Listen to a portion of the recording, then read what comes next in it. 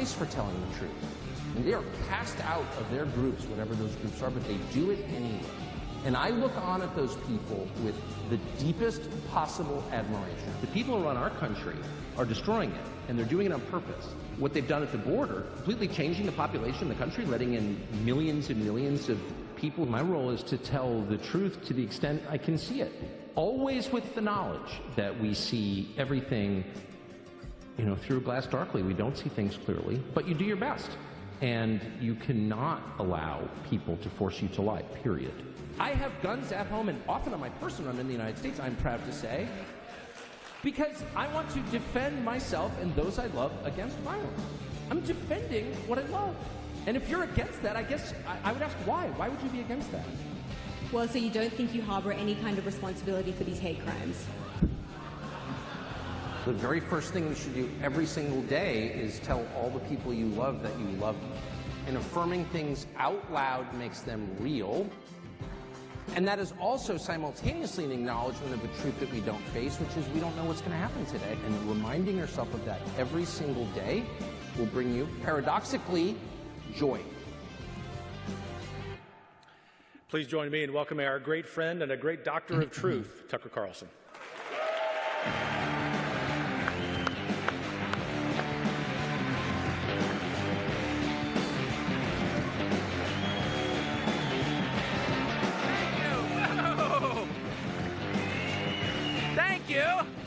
I don't even know where I am. I just landed, and it took me an hour and a half to get here. There's a lot of security. All the security guys look like they should have been in Butler, PA on Saturday. They definitely brought the real ones out this time, thank heaven. Thank you for having me. I am thrilled to be here. I didn't want to come to this convention. Now I'm really grateful that I did. And I spent the whole day dealing with politics this day, starting at 5 a.m., and I forgot how repulsive a process it is and how feline and ruthless the players are. It was a reminder why I don't like politicians. I never deal with politicians. I deal with people who believe in things, and some I agree with and some I don't agree with, but they're all basically sincere. Even the wackos on the other side are generally sincere. They really mean it. And I kind of get that, and because I may be wrong, I certainly have been, but I mean it. But you deal with political people and they don't mean it. All they mean is they want power. That's it. And there's been a lot of jockeying because there are a couple big jobs, well, one big job, which was just awarded. And it's crazy to watch politicians around power. So there's this job. One person makes the decision, and whoever gets the job immediately has a lot of power. And it really is like waving a flank state over an alligator. They're just jumping up and snapping in the air. But they're not doing it in a straightforward way. I mean, I've always wondered, I spent 35 years in Washington, and there are politicians I liked, but I just couldn't help but notice that every single one of them had a weird personal life. Almost every single one. Not all, but most of them. Something they were hiding. They were secretly gay, or they were into drugs or alcoholic, or they're cheating on their wife or whatever. And I thought, this is not a random sample of the population. Like, my neighbors aren't living like this. Why is all of the U.S. Congress? And I'm not being mean. I know it sounds like something you say just to be nasty about a group you don't like, but I'm being sincere. Why is that? Why are so many politicians living lies? And it's because that's who they are. I mean, deception is at the core, actually, of who they are. And when you watch them pursue power, it comes right out. Rather than just saying, I think we should do this because here's the outcome. And I think we should avoid that because there's the disaster that will result. It's always, if you do this, I'll give you something secret. It's like the most disgusting thing I've ever seen, and I haven't been around it in a while, and I just watched it up close over the last 24 hours, and I thought, man, I'm glad I'm not around this very often. However, it's worth making yourself see it, and in some cases go through the process because it actually matters. I guess that's the other thing that I learned. So now J.D. Vance is the VP pick, and I think every person who pays close attention has got to be thrilled by that. And if you don't know much about J.D. Vance, I'm not even going to make a case for J.D. Vance. I'm going to tell you what I just saw, which is that every bad person I've ever met in a lifetime in Washington was aligned against J.D. Vance. And I do think the negative case is often more powerful, because I know of myself, I do not think I'm a particularly good person. I have strong reasons for feeling that way. I don't always think that my side is right. I know for a fact I have been wrong many, many times, and I hope to correct and be honest about my error. So it's not like I think that, I'm always, God's always on my side. Sometimes I'm not on God's side. But I definitely know who's representing the other side. It's a lot easier to tell who the people who are only in it because they like, killing other people in pointless wars. Like, I know who those people are. And their odor is so powerful that I can smell one when he walks in the room. And every single one of those people in a line that would extend from Milwaukee to Chicago was lined up over the last week to knife J.D. Vance. Not on personal grounds. He's a perfectly nice guy. He's like one of the only members of the Senate with a happy marriage. True. But because they thought he would be harder to manipulate and slightly less enthusiastic about killing people. That's it. That he would be an impediment to their exercising power. And boy, they went after him in a way I've just kind of never seen. Which I think happens every day in Washington. I just don't have a vantage on it because I'm far, far away and grateful to be. And again, I was just reminded that this process is so ugly that normal people do not want to participate in it, and yet normal people have to suck it up and do so anyway because the consequences are just so profound and so very serious. That's the first thing I was reminded of. And the second thing I was reminded of, and I've been thinking about this for the last 15 months since I spoke at Heritage's 50th anniversary, which was the beginning of a total change in the way that I see the world, is that this is not ultimately political. This is much deeper. And I think what happened on Saturday, the assassination attempt against President Trump, reminded a lot of people this, or awakened a lot of people to this. There is a spiritual battle underway. There is no logical way to understand what we're seeing now in temporal terms. You just can't. These are not political divides. There are forces, and they're very obvious now, they've decided for whatever reason to take off the mask, whose only goal is chaos, violence, destruction. And there are the rest of us who, once again, are not always certain we're right, but we know that that's bad, and we're against that. Sort of standing watching, thinking, is someone going to explain to me why this is politics? This is not politics at all. This is much deeper and older and more recognizable than that. This has been going on since the beginning of time. And I do think, by the way, that the more literal among us, and I would count myself in that category, fail to see this because we're so desperate to ascribe some kind of recognizable human motive to what we're seeing. So we call it leftism or neoliberalism or communism or anarchism. We come up with some phrase to describe it. But those phrases are inadequate. They do not describe what's actually happening. So what you're seeing now is really not at all different in substance from what you saw in 1789 in France, from what you saw in 1936 in Spain, from what you saw in 1917 in Russia, from what you saw in 1975 in Phnom Penh. It's all the same. These are forces of chaos and destruction which are fundamentally anti-human, which are against people. By the way, explain that for a second. What kind of movement could be against people? There are all sorts of movements that are against people now. Transhumanism, AI is inherently anti-people. The climate cult is inherently anti-people. Explain that rationally. If your view of the world is, as mine was, derived by an understanding of evolutionary biology. All of us have been raised to see the world through the lens of evolutionary biology. The species does what it does because it's acting in its own interest, and its own interest is to procreate, to pass on its genes, to continue. And so you tell me what we're looking at if the defining movements of our time are against carrying on our genes, procreating, continuing. Is that human? Well, no. Is there any other animal species that kills itself? No.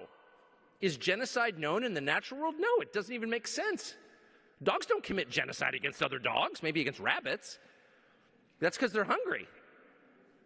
But no animal decides to eliminate itself because it's unnatural, so it doesn't happen. No animal commits suicide. That's not found in nature, okay? That's something outside of nature. That's supernatural. And that's what we're seeing, but it's also what we've seen again and again and again throughout history. There are forces within every society, because they reside in the human heart, that are against people. They are dedicated to the destruction of people and the civilizations that people built. Any tequila is fine. Amigo, cualquier tequila no está bien. Toma lo que tomamos en México. And if you pay any attention at all to history, you will recognize it. It's like, wait a second, people are saying exactly the same things. The climate people, the AI people, the transhumanist people, the Biden administration, they're saying exactly the same kinds of things, the same themes that every other movement of this kind, and they had a million different names for them throughout history, were also saying. That's the first thing I noticed. The second thing I noticed is, what do all of these movements over the past 2,000 years have in common? Who do they hate most?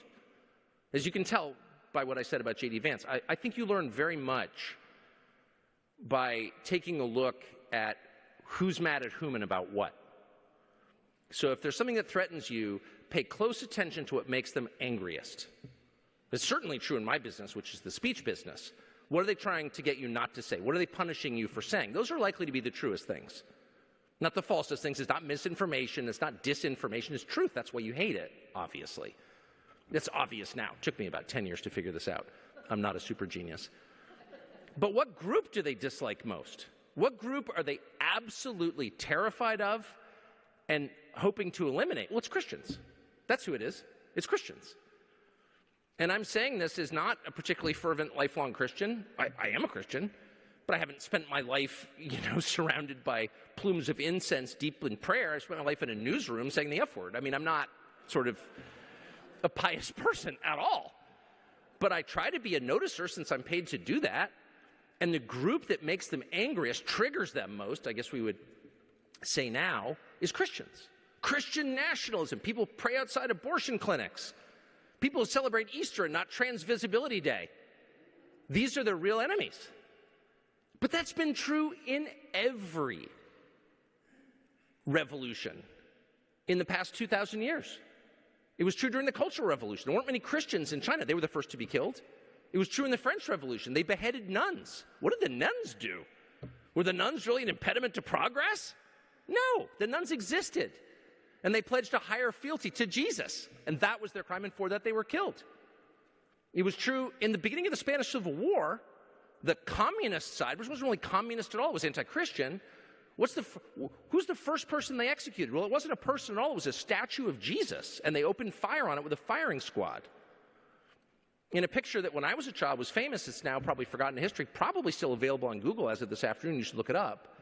But if you find yourself firing bullets at a statue, what you're really doing is revealing your deepest priority.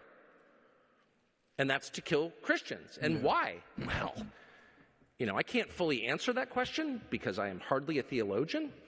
But I do think it tells you everything.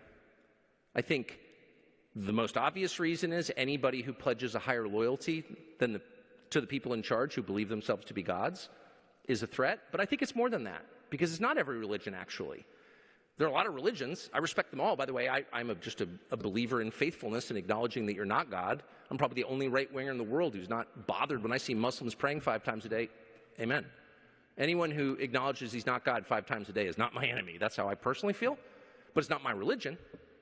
But it's actually not Islam or any other religion that makes these leaders angry. It's Christianity. It's the religion of Jesus that makes them angry. And that suggests that maybe there is something a little deeper going on here. It's not just that they're in the way. Christians are hardly in the way. They're the most peaceable people there are.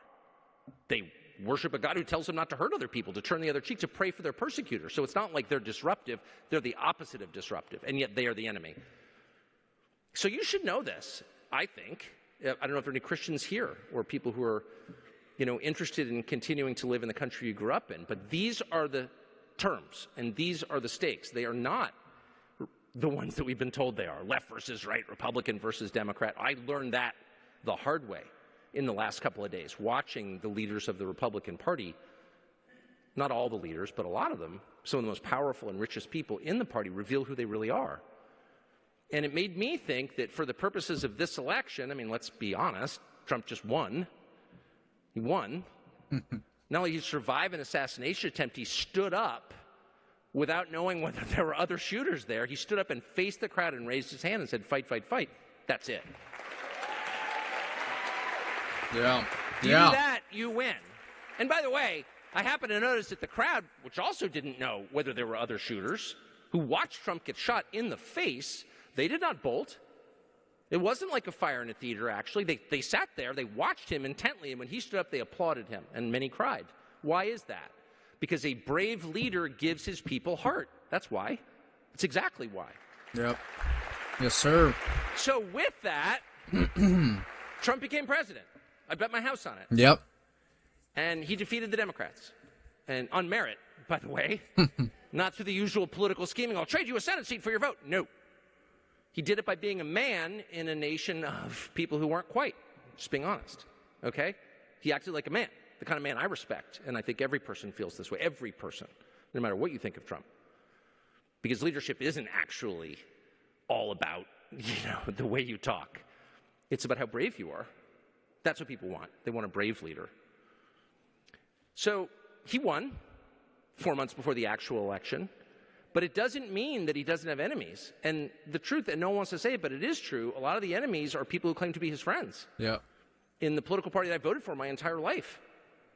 And they seek to subvert him. And they seek to channel the energy into a super dark direction. And above all, I'm just telling you, it's the last thing I'll say, and I'm sure this is very upsetting to everybody, but it's just, I just saw it. What do they care about? What do you want to know what they care about? They only care about war, that's it. That's what they care about. They don't care about immigration, obviously, at all. Our country's being colonized by the rest of the world, no problem. They don't care about the economy, they're insulated from it. They don't care. And they certainly don't care that Trump has a naughty mouth, said something, untoward off camera. They could care less. These are filthy people, right? Yeah, they're offended. No, they care about war. They want the power to kill. That's it. And that's the power, of course, everyone who wants to be God seeks to possess. That's why human sacrifice was the thing. I have the power to kill.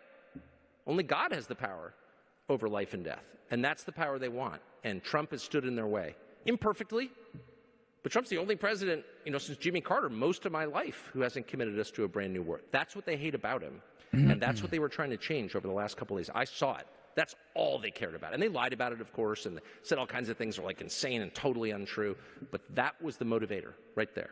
And when Trump came out in 2016 and said the Iraq war was a mistake, which was very obvious to those of us who were in Iraq while it was going on, it was like news to nobody. It was shocking in Washington, and that was the point at which they sicked the FBI on him. They started bugging him. They decided we cannot have this guy because he was trying to limit their most important of all power, which is to hurt other people. And so you should just know this. That's what the stakes are. I think he's going to win. I think it's going to be really important to rolling back some of this insanity. But, there are a lot of people who have other agendas, and you should just be aware of that. Thank you so much for letting me spoil your afternoon with that stuff.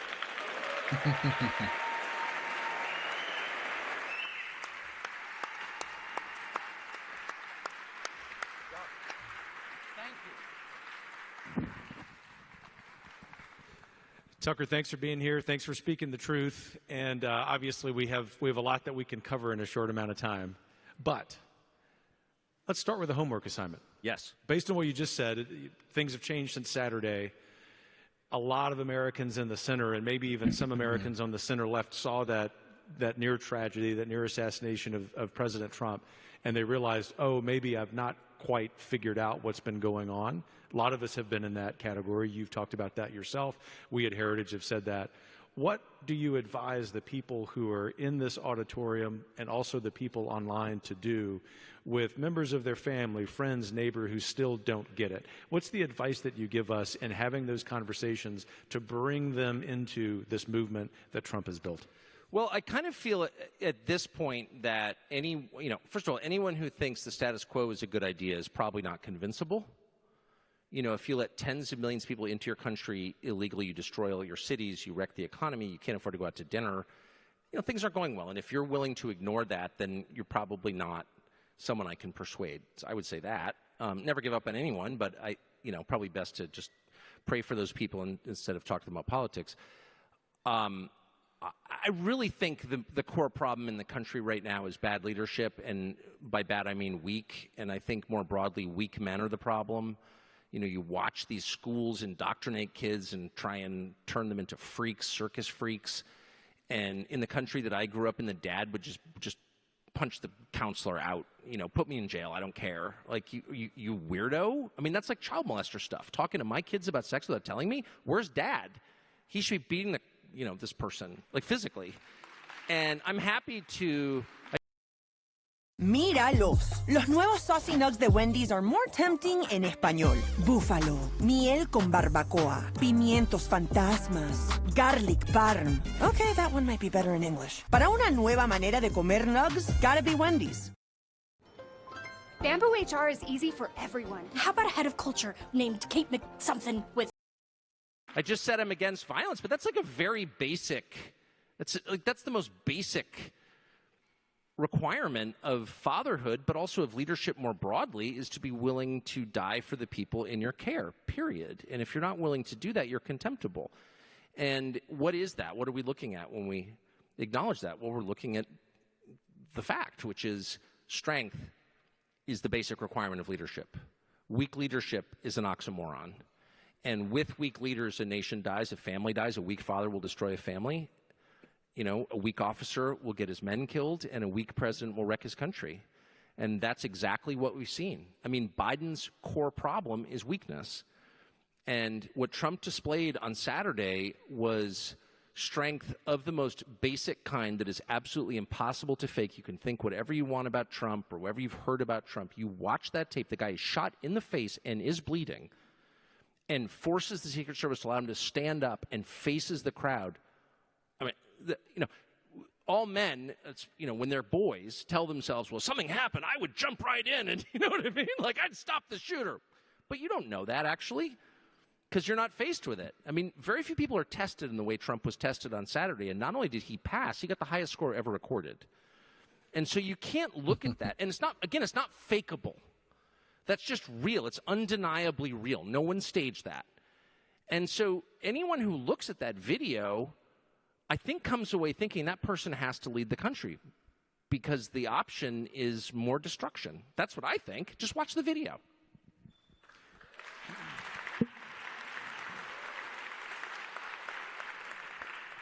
During your comment there and also your comment from the podium, it occurred to me that C.S. Lewis's great phrase, men without chests, is really apropos here. And not to go, too intellectual or academic here, although, remember, I do lead a think tank. It seems as if... Yeah, I would agree with that. I would agree. It seems as if Americans are saying Washington elites, New York elites, all of these elites have complicated life. And what Trump showed us in that moment of near tragedy, as you said, is just something basic. And what we're all yearning for is just a return to normal. And it is normal for a strong man, for a man, period, to respond the way you described to the school counselor, with all this disorder. It's normal, although very, very heroic on a tremendous scale for President Trump to have responded the way he did. But it shows how starved this country is for just normal things. What's your prediction for themes this week at the RNC from a messaging expert who's got his pulse on things? What should the campaign really focus on, not just for President Trump and Mr. Vance, but for people out here in the audience and digitally who are going to be involved in local campaigns? What do we need to be emphasizing rhetorically? Well, I mean, I think, can I say one thing really quick, which is the definition of strength, I think, needs to be a little more precise. Strength is not abusive behavior or authoritarian behavior. That's what weak people do. That's what Gretchen Whitmer did during COVID in the neighboring state of Michigan. This is a demonstrably weak person with a facelift who's like terrified to go out in public, and yet she's telling people they can't buy paint in a paint store. That's not strength. That's fragility. She is fragile and brittle, and that's why she's acting that way. True strength is calm. That's the first thing about strength. Someone who's actually strong is in command, doesn't need to prove it, because people can smell it. The second thing about strength is it serves others. Willingness to die for the people you lead is a prerequisite, okay? I'm not afraid. I'm willing to lay down my life for you, okay? That's clearly the message of strength. It's what Trump displayed on Saturday, and people's reaction to it is amazing. They instantly calm down. Dad's home. Everything is okay. It's received on a visceral level. So to the extent that the campaign, and I'm not a messaging person, obviously I'm like half insane and can't stop talking, so I'm not good at messaging. But to the extent that they can convey that, it's fine, actually. And I do think the campaign is trying to say that in its unity message. And a lot of people hear unity and they think, well, unity implies some sort of compromise conversation. You can't have a conversation with people who are unwilling to compromise. The left, which is a religious movement, is unwilling to compromise on any level at all. They won't even admit men can't become women. So how can you have unity with people like that? And of course you can't. But I think what they're really trying to say is, let's ignore some of the insanity, actually. Be in charge. You don't need to constantly remind people you're in charge. Just do it. I mean, a good father's not constantly telling you how hard he works to, pay for the food you're eating. He just does it. And you notice after a while, and you're calmed by that. And I think maybe that's the message. We don't need to respond to all this nonsense. You're too small to respond to. That's what I would do. No one wants to hear, why is MSNBC still on the air? Nobody watches it. Same with CNN. Nobody watches it. And if I look back on my life, I've worked at both CNN and MSNBC. So for me, it's, the hatred is absolutely real. But too much, though. Too much. Unhelpfully. Don't feel hatred. That itself is a sign of weakness, in my opinion, and a lack of self-discipline. But why are we even talking about them? Nobody watches. Nobody watches. I mean, my nephew get drunk and post something on X, and he's got more viewers than MSNBC primetime. I'm serious. So, why are we even giving them oxygen by engaging with them? Their audience is tiny. I hope that's part of what they're saying. I saw Don Jr., who is really my favorite person in Trump world, who really, I think, does understand, I shouldn't even be saying this, but it's true, understands the voters and how they feel on a real level, on a gut level. But I saw him do an interview with MSNBC today, and they're like, are you going to separate more families at the border? Really? You let in tens of millions of illegal aliens and wreck our country, and that's your concern? And he just looked at the guy, he's like, yeah, go away. Enough.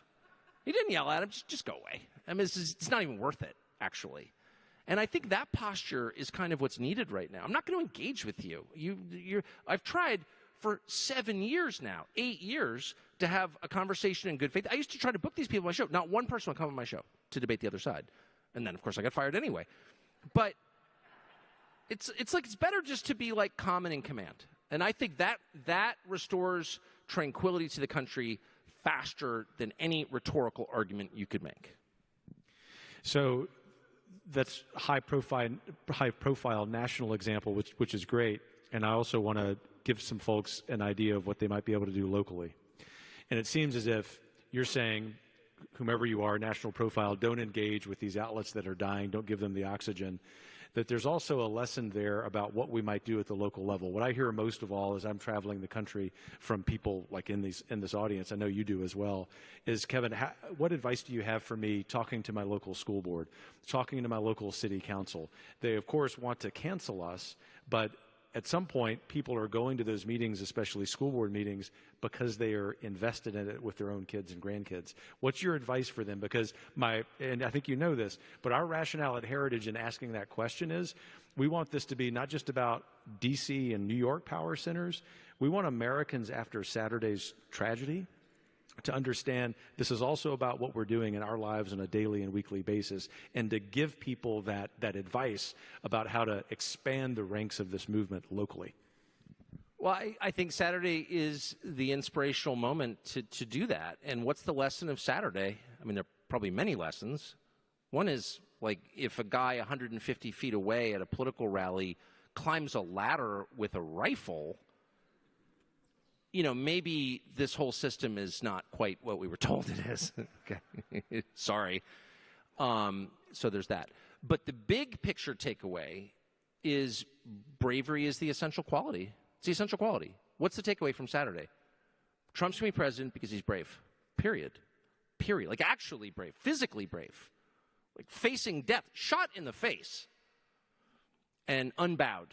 Unafraid. Defiant. And that's the only thing that works.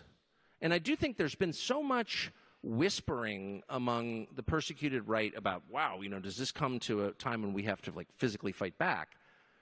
And I don't think it takes that. You don't have to hurt anyone to save your country. You have to be willing to be hurt, however, period.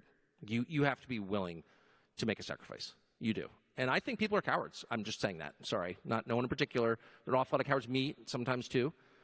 But Trump is a reminder that doesn't work. The only thing that works is bravery. So if you walk into a school board meeting, the first thing they do is seize the moral high ground unjustly. These are the people who have the least claim on the moral high ground. They're amoral. They're filthy, actually. They're sexualizing your children. They should be in prison. But somehow they manage through rhetorical tricks to make you feel like you're the freak because you want them to get their tentacles off your kids. And you've already lost if you allow that. And so the way to approach them, I mean, it's a matter of employing words, but moral force. You will not do that. I will not accept that under no circumstance. I will do everything I can as long as I draw breath to stop you from doing that to my children. You have no right. What you're doing is totally immoral. It's criminal, and I will stop you, period. You don't need to scream.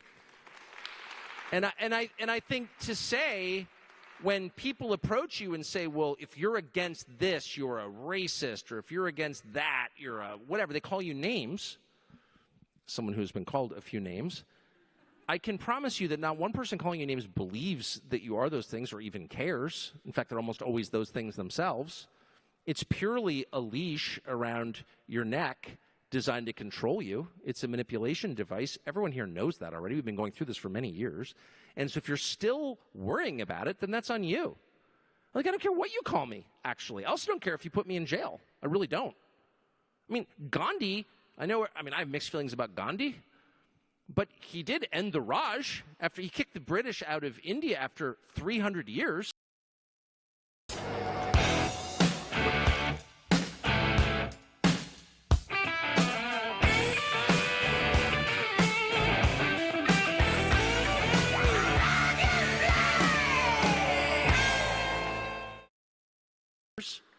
And all he did was talk and just stand there and be obstreperous in a peaceful way. And that worked. I mean, it's a little more complicated than that, but that's kind of fundamentally what happened. One guy was like, no. As Solzhenitsyn famously said, to bring down a tyranny, it takes one man who will tell the truth. That's it. And so I think it is as simple as that. I really do believe that. I know that sounds childlike, but it's demonstrable in history, and it's clearly true now. You don't need to, I would definitely not give up your guns ever under any circumstance.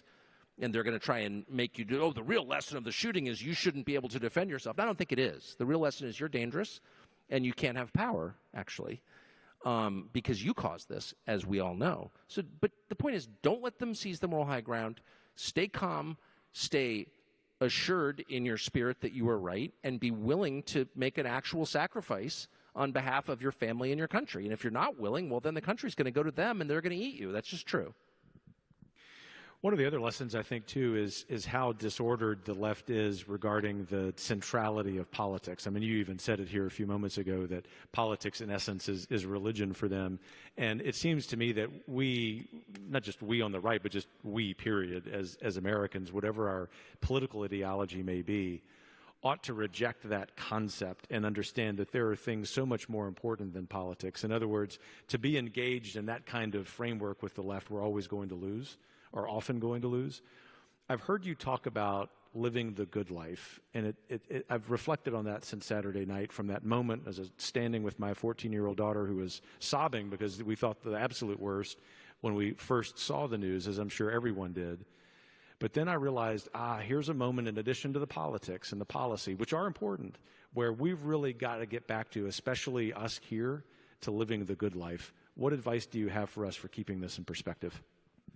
Well, thank you. I think about this every day. One of the lies about living in a certain way is that you have to be rich, and it's hard for me to say because I made a lot more money than I ever thought I would. So it's like, oh yeah, rich guy lecturing us about how to live. But if you saw how I actually lived, I think you'd see it could be done pretty cheaply. I'm not into spending money. No, for me, the good life is a life that's rooted in physical reality, actually. I think one of the main problems with the modern world is how abstract, which is to say digital, everything is. And I find it essential to maintaining happiness and clarity and perspective to get away from that. My rule is if I can't smell it, it's not really real. And I believe that. I really do. I sniff everything and everybody I'm not joking at all. You sound like Joe Biden. I mean it. I defended his hair sniffing because I do the same, and I'm not ashamed of it. But I'm not a weirdo or a creep. I didn't shower with my daughter, so it's cool when I think it's defensible, and I do. But the point is, don't spend your life in a fake world. Spend your life with other people who you can touch and smell and whose eyes you can see. I think animals are incredibly important. I really believe that. The older I get, I think it's really important. God created animals. We have dominion over them. It doesn't mean that they're totally different from us. They're not. And there's something about animals that brings us back to reality. I could never live without dogs. We have a lot of dogs. I think it's very important. It's not just like, oh, it's my pet. It's like, no. It's an expression of God's creation of beauty, and I think nature and trees are just essential. I could not live without them. I don't understand how people can live in glass cubes on the 27th floor in Midtown. I think it's terrible for you. I think it's wrong that we would encourage that, and I don't think a lot of the things that are described as progress are progress at all. I think that they are imprisonment, and I think technology is a mixed blessing at best. I really do. I feel that I have very extreme views on this, which I'm not going to share with you because I don't want to reveal how crankish and crazy I really am on this subject. But we accept technological progress as progress when it's enslavement, actually.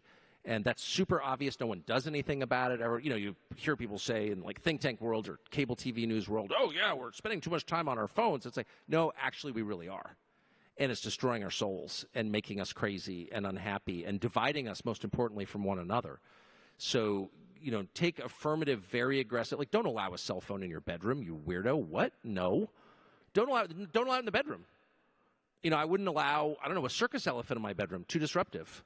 Don't allow an iPhone. Just like, how's that? So for at least 8 hours a day, I don't have that. There are other activities that the bedroom was designed for. And your phone, or whatever. Anyway, take that seriously, I think, and get outside. And if you're not married, just grab someone off the street and do it. It's not that hard. I mean it. I half mean that, actually. It's not. I don't think it's that. It's never been hard for me. This is the danger of asking you an open-ended question. I know, because as I said, luckily I begin all comments with the caveat I am half insane, which is demonstrable. Last question, a little open-ended. It's January 2029. President Trump is giving his farewell address. We tend to, on the political right, think in worst-case scenario terms, but we at Heritage, as you know, try to get people to think in best-case scenario terms.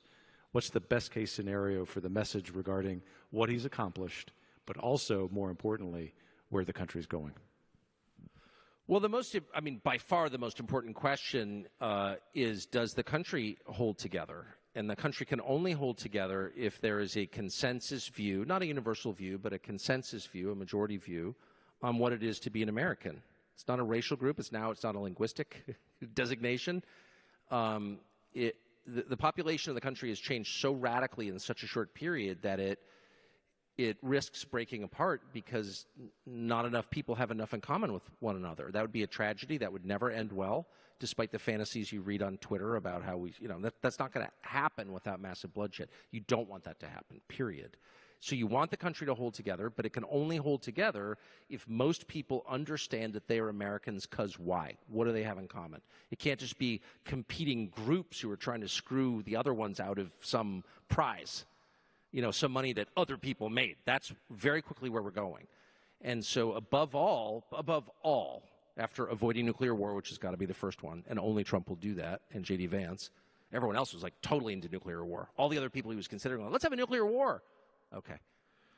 Children. Anyway, so after that, the most important long-term question is, what do we all have in common? And only a leader can establish that. It doesn't need to be explicit, by the way. I don't think Trump's going to give a speech when he's president saying, here are the 5 things we require of every American, or every American must believe. It's not quite that simple, but there has to evolve a sense of what we have in common, of what we share, because we don't look alike. Again, we don't speak the same language oftentimes. We don't have the same religion. So what is it we have in common?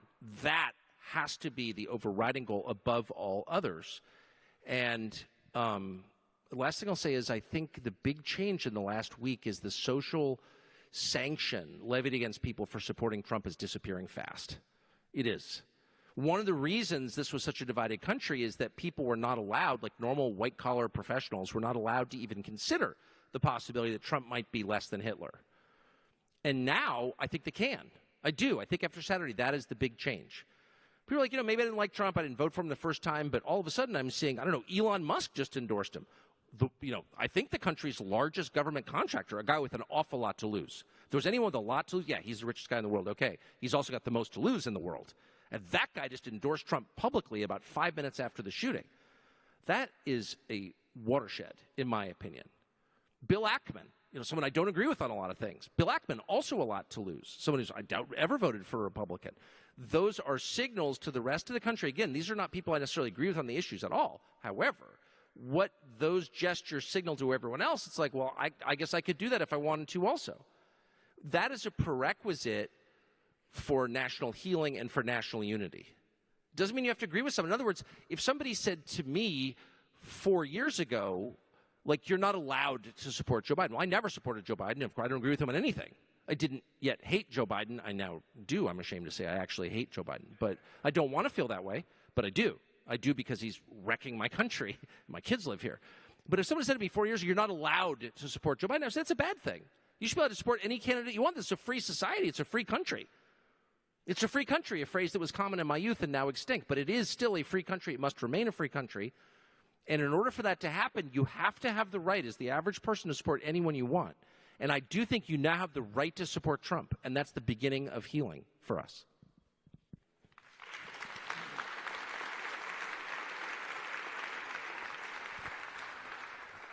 Tucker, thanks for being here. Thanks for everything you do. On behalf of everyone here, and I know millions of Americans, we're grateful for your clarity and matching that with an unfailing sense of humor. God bless you, my friend. Kevin, God bless you. Thank you.